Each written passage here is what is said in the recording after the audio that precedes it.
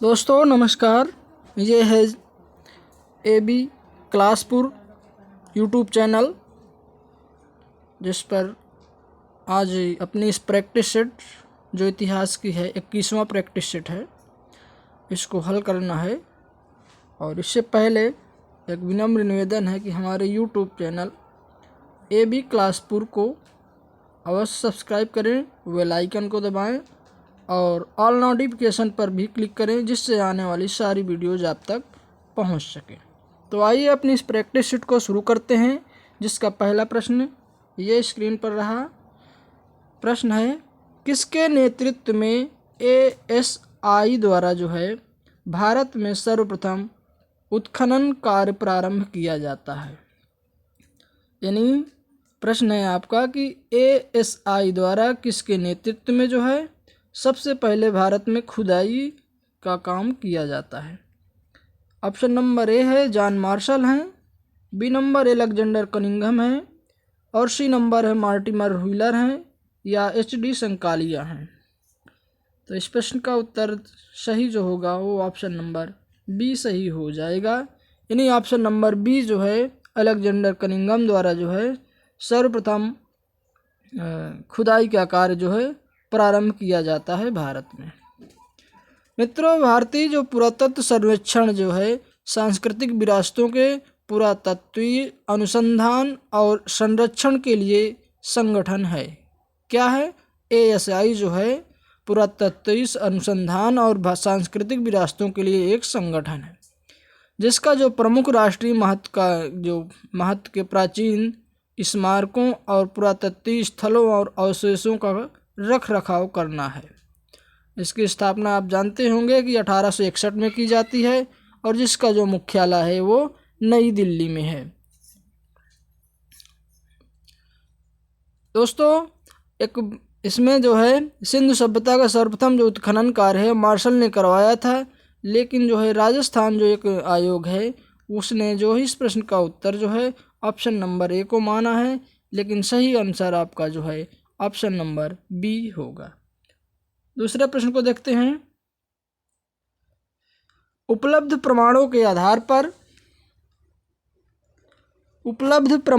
आधार पर जो है हड़प्पा सभ्यता ने मानव जाति को जो 2 स्थायी उपहार दिए हैं वो कौन कौन से हैं, उनको बताना है। यानी जो खुदाई पर मिली है की गई है हड़प्पा सभ्यता की, उसमें जो है उस समय के 2 उपहार प्राप्त हुए हैं वर्तमान मानव को। तो बताना कि वो 2 कौन से उपहार हैं।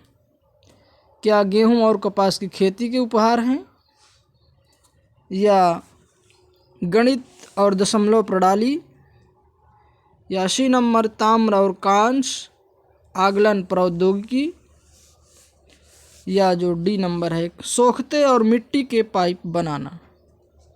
कौन से 2 उपहार हैं जो वर्तमान मानव को प्राप्त हुए हैं? तो ऑप्शन नंबर इसका ए सही होगा। यानी गेहूं और कपास की जो खेती है वो उपहार स्वरूप भारतीय वर्तमान मानव को प्राप्त हुए हैं हड़प्पा सभ्यता से। नेक्स्ट प्रश्न को देख लेते हैं। इसमें जो है मित्रों हड़प्पा सभ्यता से जो है जौ, गेहूं, धान, कपास, सरसों, लाही, तिल, मटर, बाजरा आदि प्रमुख उत्कृष्ट उत्पाद थे जो परवर्ती संस्कृति में आए। गेहूं की 2 प्रजातियां ट्रिटिकम और कम्पेक्टस थीं। इस संदर्भ में मित्रों मुख्यतः कपास का वर्णन रुचिकर है। आगे बढ़ते हैं। दूसरा प्रश्न ये है। दूसरा प्रश्न, लिच्छवी गणराज्य को निम्न में से किसने समाप्त किया था? यानी कौन सा ऐसा राजा था जिसने जो है लिच्छवी गणराज्य को समाप्त किया था, या कहें कि उसको पराजित कर उस पर अपना अधिकार कर लिया था? तो ऑप्शन नंबर ए है बिंदुसार होगा, या बिंबिसार होगा, या काला अशोक, या अजातशत्रु। तो मित्रों जानते हैं कि आप इस प्रश्न का सही उत्तर ऑप्शन नंबर जो है डी हो जाएगा सही। अजातशत्रु जो कुड़िक के नाम से भी जाना जाता है, उसने अपने पिता की साम्राज्यवादी नीति को आगे बढ़ाया और कौशल को भी पराजित किया और प्रसेनजीत की पुत्री जो वाजिरा थी उससे विवाह भी किया था। माना जाता है कि दोस्तों उसी ने लिच्छवी गणराज्य के संघ की शक्ति को जो है तोड़ दिया था। इस संबंध में एक बार कहा जाता है कि जो है लिच्छवियों पर बार बार ये आक्रमण करता रहा अजातशत्रु, लेकिन बार बार पराजित हुआ और बाद में इसने गौतम बुद्ध से जा कर के अपने अधिकारियों के माध्यम से जानकारी ली कि मैं क्यों बार बार इस गणतंत्र को हराने में असफल हूँ। तो बुद्ध ने ही कहा था कि गणतंत्र में कई राजा हैं जो सब एक हैं, इसलिए तुम पराजित नहीं कर सकते हो। इनको पहले जो है इनमें फूट डालो और तब आप इस पर विजय प्राप्त कर सकते हो। तो गौतम बुद्ध की दोस्तों मित्र बात मान करके यह पहले उस लिच्छवी गणराज्य में जो है फूट डालता है और तब उस पर आक्रमण करके विजय प्राप्त करता है। तब इसे फूट डालो और राज करो की नीति का प्रतिपादन जो है शुरू प्रारंभ होता है। आगे देखते हैं दूसरा प्रश्न। ईश्वर एवं धार्मिक विषयों के अध्ययन को, ईश्वर एवं धार्मिक विषयों के अध्ययन को क्या कहा जाता है, या कहें कि किस ग्रंथ में क्या कहा गया है? क्या पौराणिक कथा है, दर्शन शास्त्र है, या धर्म मीमांसा है, या मूर्ति पूजा है? तो इस प्रश्न का उत्तर जो है ऑप्शन नंबर जो है सी हो जाएगा, यानी ईश्वर एवं धार्मिक विषयों के अध्ययन को धर्म मीमांसा कहा जाता है। क्या कहा जाता है? तो धर्म मीमांसा के नाम से जाना जाता है। दोस्तों महर्षि जैमिनी ने धर्म मीमांसा के 12 अध्याय में वेद विहित कर्म की मीमांसा की। महर्षि काजकृत्यन ने दैवत मीमांसा के 4 अध्यायों के क्रमशः देवताओं के स्वरूप, उनके भेद, उनकी उपासना और उनकी उपासना के फल की मीमांसा की। कर्म साध्य कर्म है और ब्रह्म सिद्ध धर्म है। दैवत मीमांसा साध्य धर्म को सिद्ध करने से जोड़ने वाली कड़ी है। तो इस प्रश्न का ऑप्शन नंबर सी सही हो जाएगा। आगे देखते हैं दूसरा प्रश्न। नीचे दिए गए कथन हैं, इनमें से पहला अभिकथन है और दूसरा जो है कारण है, और उसको फिर आपको कूट के माध्यम से जो है इसका उत्तर देना है। तो यह है प्रश्न। अभिकथन पढ़ते हैं पहले। पुलकेशिन द्वितीय ने हर्षवर्धन को हराया था, क्या सही है या गलत है, इसका परीक्षण करना है। फिर कारण लिखा हुआ है कि वह उत्तरी भारत में अपने राज्य का विस्तार करना चाहता था, क्या सही है, इस बात का परीक्षण करना है। बताइए, क्या पुलकेशिन द्वितीय ने हर्षवर्धन को हराया था? ये बात बिल्कुल क्या है, सही है। यानी कि पुलकेशिन द्वितीय ने हर्षवर्धन को हराया था, ये सही है।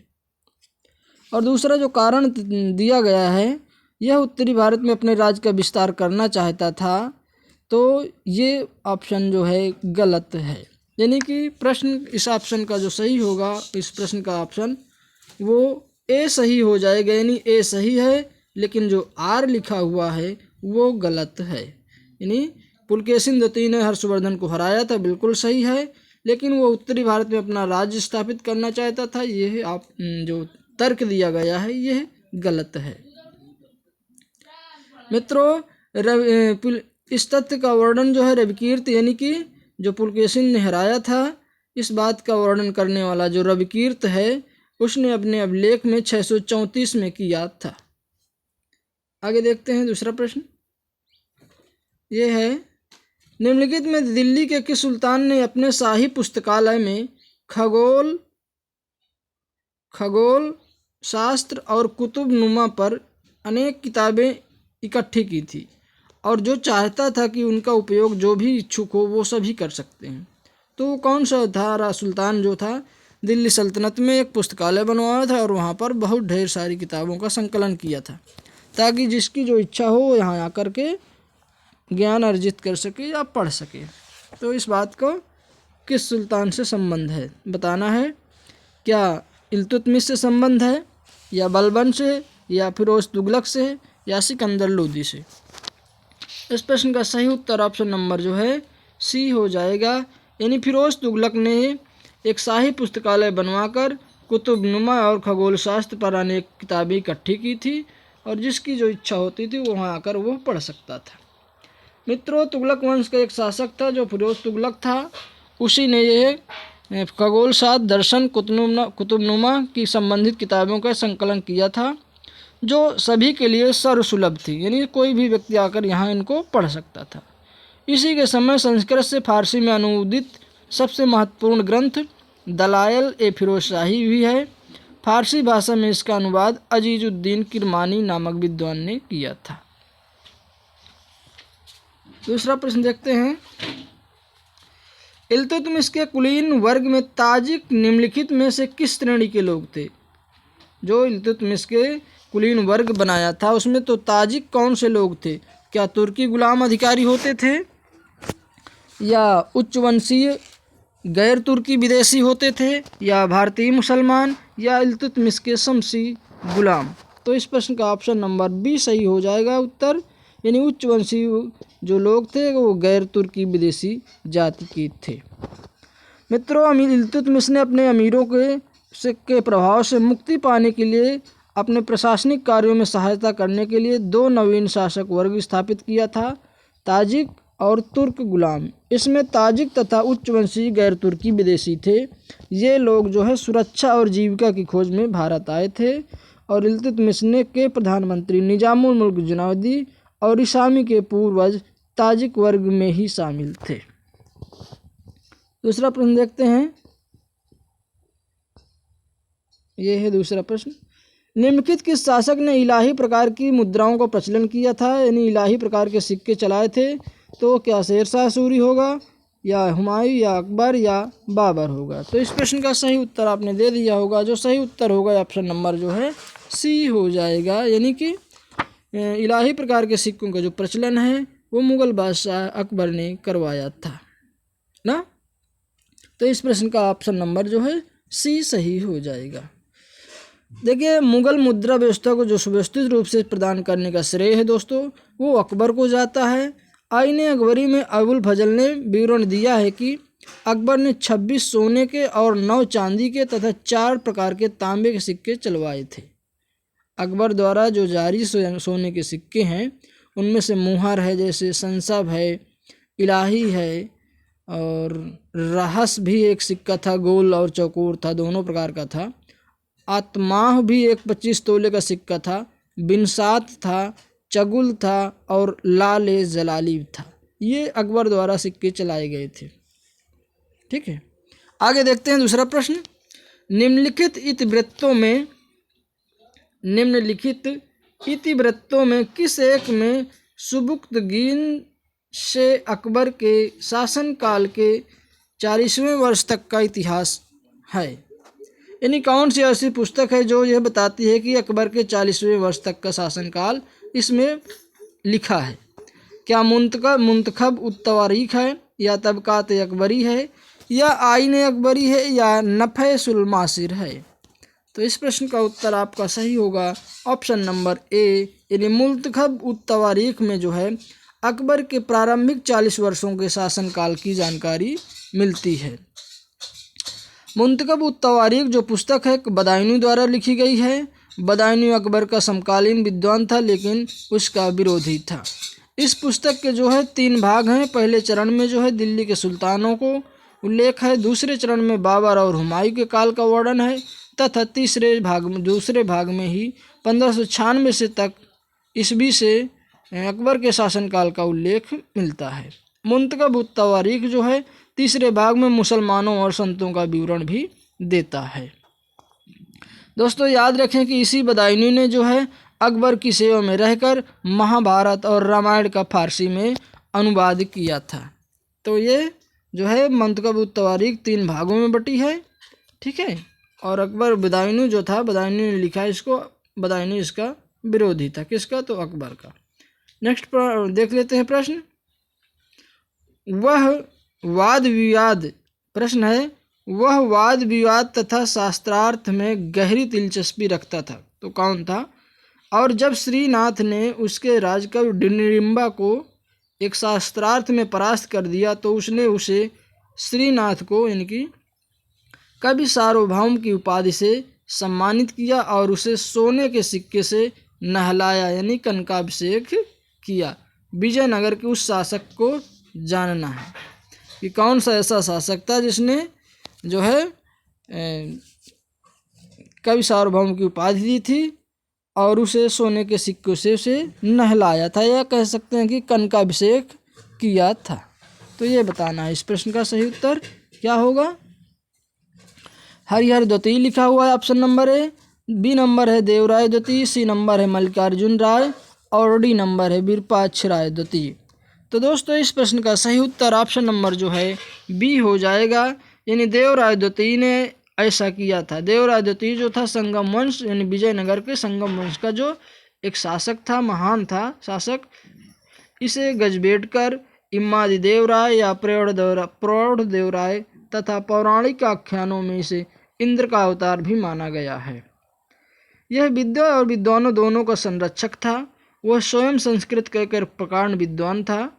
उसने 2 संस्कृत ग्रंथों की रचना, जिनका नाम है नाटक महासुधानिधि और बादरायण के ब्रह्मसूत्र पर एक टीका की रचना की है। इसके संरक्षण में जो है 34 कवि फूल रहते थे, जिसमें से डिडिम्बा उसका दरबारी कवि था। जब दोस्तों तेलुगु कवि श्रीनाथ ने डिडिम्बा को शास्त्रार्थ में पराजित कर दिया, तो देवराय द्वितीय ने श्रीनाथ को जो है कवि सार्वभौम की उपाधि दिया और सोने के सिक्कों से उसे नहलाया था। तो इस प्रश्न का ऑप्शन नंबर बी सही होगा उत्तर। दूसरा देखते हैं। ये प्रश्न है, नीचे दिए गए कथन है, एक अभिकथन है के रूप में दिया गया और दूसरा कारण के रूप में दिया गया है। इनको पढ़ना है और इसके बाद कूट के माध्यम से अपने इस प्रश्न को हल करना है, उत्तर देना है। तो देखिए कौन सा इसका सही होगा। ये लिखा है कथन, देवराय द्वितीय ने जंगी घोड़ों की गुणवत्ता में सुधार करके तथा घुड़सवारों और तीरंदाजों को प्रशिक्षण देकर अपने साम्राज्य के सैन्य सुधार को मजबूत किया। उसने पश्चिमी तट के वाणिज्यिक केंद्रों पर कड़ा राजनीतिक नियंत्रण स्थापित किया। इस प्रकार सैन्य सुधार को अंतर्राष्ट्रीय वाणिज्य के साथ जोड़ दिया। क्या ये सही है? इस बात का परीक्षण करना है। और दूसरा है, अरब सागर के प्रमुख बंदरगाहों पर जो है सैन्य और प्रशासनिक आधिपत्य के कारण देवराय द्वितीय को राज्य के वित्त का एक नया अलग स्रोत मिल गया था। क्या ये सही है? तो बताना है क्या इसमें से सही होगा। तो इस प्रश्न का मित्रों जो उत्तर हो जाएगा वो ऑप्शन नंबर जो है ए है, यानी ए और आर दोनों सही है और जो है आर ए की सही व्याख्या भी करता है। तो इस प्रश्न का उत्तर ऑप्शन नंबर ए हो जाएगा, यानी दोनों सही है और सही व्याख्या भी दोनों करता है। आगे बढ़ते हैं। ये रहा दूसरा प्रश्न, मॉरिस डी मॉरिस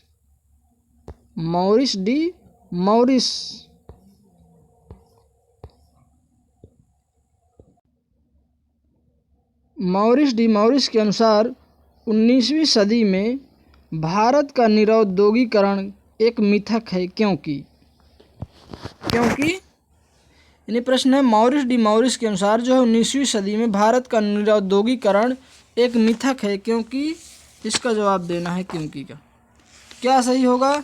हस्त उद्योगों के पतन के सूचक आंकड़ों को प्राप्त करना मुश्किल है, या जो है बी नंबर, उसने अपने शोध की सामग्री 19वीं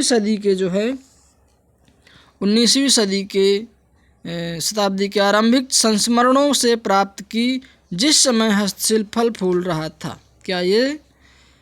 तीसरा है, इस बात के पर्याप्त साक्ष्य है कि अमीर जमींदार हस्तशिल्प को प्रश्रय देते थे। क्या सही है गलत ये बताना है। 20वीं शताब्दी के स्रोत हस्तशिल्प के अतीत के शानदार अध्याय पर रोशनी डालते हैं। ये सही है गलत है ये बताना है। क्या सही है? इस प्रश्न का उत्तर कूट के माध्यम से जो है आपको देना है। तो बताइए इसका क्या सही होगा उत्तर। तो ऑप्शन नंबर ए सही होगा, या बी सही होगा, या जो है सी सही होगा, या जो है डी सही होगा। तो इस प्रश्न का दोस्तों उत्तर जो है ऑप्शन नंबर ए सही हो जाएगा, यानी केवल एक सही है। ये हस्त उद्योग के पतन के सूचक आंकड़ों को प्राप्त करना मुश्किल है, यही क्या है? निरौद्योगीकरण का एक मिथक है। दोस्तों मॉरिस डी मॉरिस अपने शोध पत्र Indian economic in the 19th century symposium में भारत में जो है ब्रिटिश शासनकाल की निरौद्योगीकरण की प्रक्रिया को नकारा है और उसे मिथक बताते हुए कहा है कि निरुद्योगीकरण के आंकड़ों को प्राप्त करना मुश्किल है। दूसरा प्रश्न देखते हैं, यह है 1886 में भारतीयों पर कौन सा जो था कर था स्थायी रूप से लगा दिया गया था। यानी 1886 में भारतीयों पर कौन सा कर स्थायी रूप से लगा दिया गया था। क्या नमक कर था, या आय कर था, या शिक्षा उपकर था, या तीर्थ यात्रा कर था। तो इस प्रश्न का सही उत्तर ऑप्शन नंबर बी हो जाएगा। यानी आय कर जो है 1886 में अंग्रेजों द्वारा भारतीयों पर जो है स्थायी रूप से लगा दिया जाता है। दोस्तों, भारत में जो सर जेम्स विलियम है, आप जानते होंगे कि ये बजट प्रस्तुत करने वाले व्यक्ति थे। पहली बार जो है टैक्स लागू किया जाता है और भारत का पहला केंद्रीय बजट यही विल्सन द्वारा जो है पेश किया जाता है 1860 में ना। तो ये याद रखें मित्रों। जो नमक कर की शुरुआत है ये 1835 में तब से प्रारंभ हुआ जब से ब्रिटिश ईस्ट इंडिया कंपनी ने भारत में प्रांतों में अपना शासन स्थापित करना शुरू कर दिया था।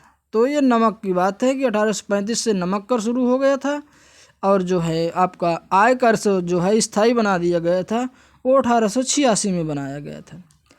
दोस्तों, तीर्थ यात्रा कर जो है आप जानते होंगे कि 17वीं शताब्दी में शुरू किया जाता है ना, यानी कि 17वीं शताब्दी में। आगे देखते हैं दूसरा प्रश्न। 1932 के पूना समझौते से प्रत्यक्ष रूप से कौन से व्यक्ति प्रभावित होते हैं, ये बताना है कि कौन से व्यक्ति प्रभावित होते हैं। 1932 के जो पूना समझौता हुआ था बताना है। महिलाएं प्रभावित हुई, या श्रमिक, या किसान, या दलित वर्ग। तो इस प्रश्न का उत्तर ऑप्शन नंबर बी सही हो जाएगा। डी नंबर सही हो जाएगा, यानी दलित प्रभावित हुए थे। आप जानते हैं कि जो 24-25 सितंबर 1932 को जो है पूना में जो है गांधी जी और अंबेडकर के मध्य एक समझौता होता है। उस समझौते का मुख्य कारण जो था दलित वर्ग के लिए यानी SC/SC के लिए जो है सीटों के आरक्षण का प्रावधान करना था। अगला प्रश्न देखते हैं। ऑल इंडिया अनटचेबिलिटी लीग जो कालांतर में जो है हरिजन सेवक संघ के रूप में जाना गया को कब स्थापित किया जाता है। ये जो ऑल इंडिया अनटचेबिलिटी लीग है इसकी स्थापना हरिजन सेवक संघ को बाद में जाना गया था, कब स्थापित हुई थी। 17 अगस्त 1932 को, या 1 दिसंबर 1931 को, या 30 सितंबर 1932 को, या 12 सितंबर 1931 को।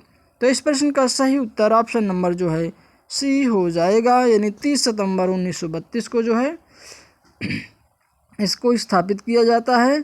गांधी जी ने स्थापित किया था उद्धार के लिए। बाद में जो है ऑल इंडिया टचेबिलिटी लीग की स्थापना की, जो आगे चलकर हरिजन सेवक के नाम से जो है जानी जाती है। नेक्स्ट प्रश्न को देखते हैं। ये है 1943 में सुभाष चंद्र बोस ने स्वतंत्र भारत की सरकार का गठन कहाँ किया था, ये बताना है कि 1943 में सुभाष चंद्र बोस ने जो है एक सरकार गठित की थी, उसका गठन कहाँ हुआ था। तो टोक्यो में, क्या रंगून में, या सिंगापुर में, या काबुल में। तो इस प्रश्न का सही उत्तर ऑप्शन नंबर सी हो जाएगा। दोस्तों, सुभाष चंद्र बोस ने 1943 में जो स्वतंत्र भारत की सरकार का गठन सिंगापुर में किया था और यहीं पर इन्होंने दिल्ली चलो और तुम मुझे खून दो मैं तुम्हें आज़ादी दूंगा का नारा भी दोस्तों सिंगापुर के कैथोलाल में ही दिया था। तो इस प्रश्न का उत्तर ऑप्शन नंबर जो है सी सही हो जाएगा। दूसरा प्रश्न देखते हैं। यह है भारत में हरित क्रांति किस प्रधानमंत्री के नेतृत्व में शुरू हुई थी। क्या इंदिरा गांधी के नेतृत्व में, या जवाहरलाल के नेतृत्व में, या लाल बहादुर शास्त्री के समय, या मोरारजी देसाई के समय। तो इस प्रश्न का सही ऑप्शन नंबर जो है सी हो जाएगा, यानी लाल बहादुर के समय जो है हरित क्रांति भारत में प्रारंभ होती है। दोस्तों, जानते हैं कि भारत में लाल बहादुर शास्त्री का जो कार्यकाल था 1966 ईस्वी में, शास्त्री के कार्यकाल में 1966 ईस्वी में खरीफ के मौसम में नई कृषि क्रांति नीति अपनाई गई थी, जिससे अधिक उपज होने वाली किस्मों को कार्यक्रम के नाम से पुकारा गया था। अगर दोस्तों विश्व के संदर्भ में बात करते हैं हरित क्रांति की, तो इसको जो जन्म देने वाले थे नॉर्मन अर्नेस्ट बोरलाग थे, लेकिन जो भारत में होता है ये प्रधानमंत्री लाल बहादुर के समय प्रारंभ की जाती है। आगे देखते हैं दूसरा प्रश्न। अप्सरा भारत का सबसे पुराना रिएक्टर अनुसंधान बनाया गया है, वो किसकी सहायता से बनाया गया है? अप्सरा भारत का एक सबसे पुराना अनुसंधान रिएक्टर है, वो किस देश की मदद से बनाया गया है? क्या अमेरिका की, या इंग्लैंड यानी यूके की, या सोवियत संघ या चीन की? तो इस प्रश्न का सही उत्तर आपने टिक कर लिया होगा। तो इस जो अप्सरा नाम के पुराना अनुसंधान रिएक्टर का निर्माण किया जाता है, ये इंग्लैंड यानी यूके की मदद से जो है किया जाता है। भारत में भाभा की अध्यक्षता में जो है वर्ष 1948 में परमाणु ऊर्जा आयोग की स्थापना के साथ ही परमाणु ऊर्जा कार्यक्रम का भी आरंभ दोस्तों किया जाता है। और इस आयोग ने जो है अपनी परमाणु ऊर्जा की नीतियों के क्रियान्वयन के लिए 1954 में परमाणु ऊर्जा आयोग की स्थापना की थी। आगे देखते हैं, ये प्रश्न है, निम्नलिखित संगठनों को उनकी स्थापना के कालक्रम के अनुसार में लगाना है। यानी कौन संगठन जो है पहले स्थापित हुआ, इस क्रम में इसको लगाना है। तो क्या all India trade union Congress कब स्थापित हुआ था, ये बताना है। और दूसरा है Indian national trade union Congress यानी इंटक, पहला था आईटक, दूसरा है इंटक, और तीसरा है independent labour party of India, Ambedkar द्वारा जो स्थापित की गई, कब की गई थी। और दूसरा है हिंदुस्तान सोशलिस्ट रिपब्लिक एसोसिएशन। तो इसको क्रम में लगाना है। दोस्तों आप जानते हैं कि एटक की जो स्थापना 1920 में होती है, और हिंदुस्तान सोशलिस्ट रिपब्लिक इसकी स्थापना जो है इसकी जो है 1928 में होती है। ये 28 में है, और ये पहला है, ये जो पहला है 20 में है। और इंटक जो है यानी बी नंबर जो लिखा हुआ है, उसकी जो स्थापना है वो कब होती है, तो 1947 में होती है इसकी। और ये इंडियन इंडिपेंडेंट अंबेडकर द्वारा जो पार्टी स्थापित की जाती है, ये 47 में की जाती है। तो इस प्रश्न का सही उत्तर ऑप्शन नंबर डी हो जाएगा। आगे देखते हैं, और इस प्रैक्टिस सेट का लास्ट प्रश्न है ये है दोस्तों, इसका उत्तर जो कट गए हम बता देंगे, ऐसे आप नोट कर लीजिए। निम्नलिखित घटनाओं पर विचार कीजिए और इन्हें कालक्रम के अनुसार फिर व्यवस्थित करें। इनको भी कालक्रम के अनुसार लगाना है कि कौन क्रम में पहले आएगा। तो लेफ्टिनेंट आयरेस्ट की हत्या आप जानते हैं, जो महाराष्ट्र के क्रांतिकारी थे, उन्होंने ही 1897 में इनकी हत्या कर दी थी। तो ये 1897 की घटना है, ये 1897, ठीक है। मुजफ्फरपुर बम कांड जो हुआ था दोस्तों 30 अप्रैल 1908 को हुआ था। तो ये 1908 की घटना है ये। और देखते हैं लेफ्टिनेंट आयरेस्ट की देखिए मित्रों, इसमें जो है ये कर्जन वायली की हत्या जो 1909 में होती है, ये क्रम लिखा है 1909 है। ये मुजफ्फरपुर बम कांड जो है ये 1908 है ये। और लेफ्टिनेंट आयरेस्ट की हत्या जो 1897 है, यहाँ पर ये लिखा है। और अहमदाबाद बम कांड जो हुआ था ये भी 1909 में हुआ था। तो इस प्रकार इस प्रश्न का सही उत्तर ऑप्शन नंबर ए सही हो जाएगा।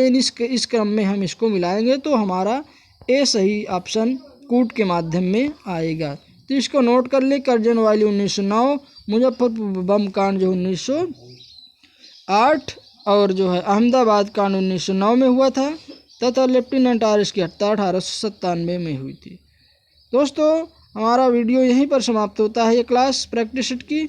अगर हमारा वीडियो अच्छी लगी हो तो हमारे यूट्यूब चैनल AB क्लासपुर को अवश्य सब्सक्राइब करें, बेल आइकन दबाएं और ऑल नोटिफिकेशन पर भी क्लिक करें।